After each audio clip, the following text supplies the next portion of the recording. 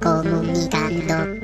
¿Cómo medir la calidad de sonido de un podcast? Soy José Antonio Gelado y esto es Comunicando Podcast. No te voy a hablar hoy de loops, ni de niveles, ni de equipamiento técnico. La mejor forma de probar y medir la calidad de sonido de un podcast es ponerte en la piel de tus oyentes, o en sus zapatos, como prefieras.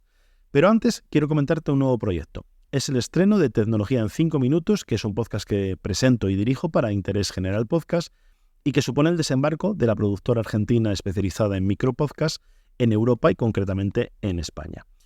Hablaremos de grandes temas de la tecnología con expertos para conocer las claves esenciales de cada tema y todo en 5 minutos. Busca por Tecnología en 5 minutos en tu plataforma favorita de podcast y encantado, de recibir comentarios, sugerencias de temas o errores, erratas o lo que veas o propuestas, como decía, de nuevos temas. Pero volviendo al tema de hoy. Los podcasters trabajamos normalmente con auriculares, pero los oyentes van a escuchar tu podcast donde les da la gana, cuando les da la gana y con los medios que tengan a su alcance o con los que quieran, es decir, con distintos dispositivos y situaciones.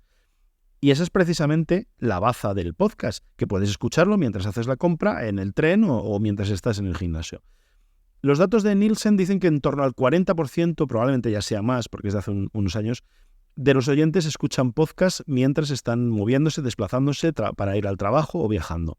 Por lo tanto, no te queda otra opción que probar cómo suena un podcast en los distintos escenarios.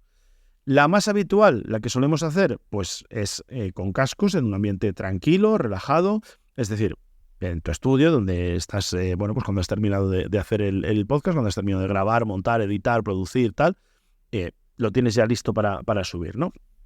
Con cascos, perfecto.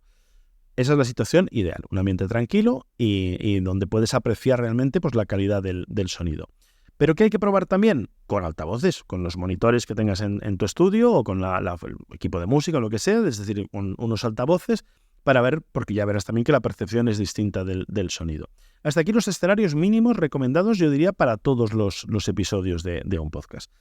Opcionalmente, y si puedes, además esto yo diría que es también recomendable hacerlo cuantos más mejor.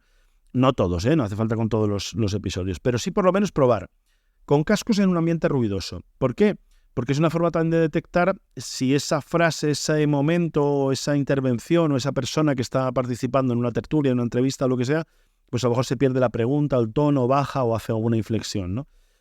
Es, yo creo que muy interesante además también probarlo, como decíamos, en todos los escenarios, ¿no?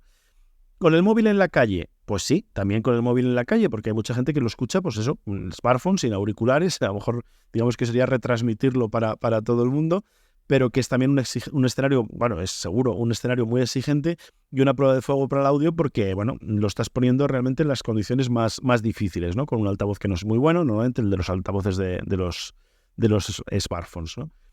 En el coche, transporte público, etcétera, con tráfico, es decir, con un entorno cerrado, más o menos aislado, pero con un ambiente alrededor de ruido y con altavoces y con un equipo.